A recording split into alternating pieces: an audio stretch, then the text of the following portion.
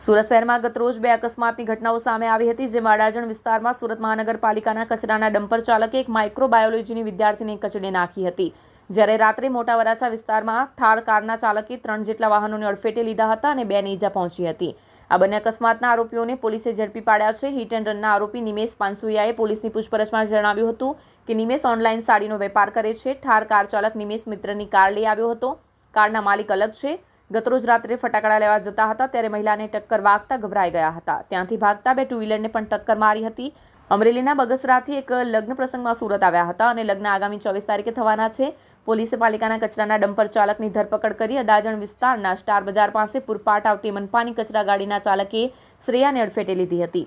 સર્જાયેલ અકસ્માતમાં મેડિકલ વિદ્યાર્થીનીનું ગંભીર ઈજાના કારણે મોત થયું હતું।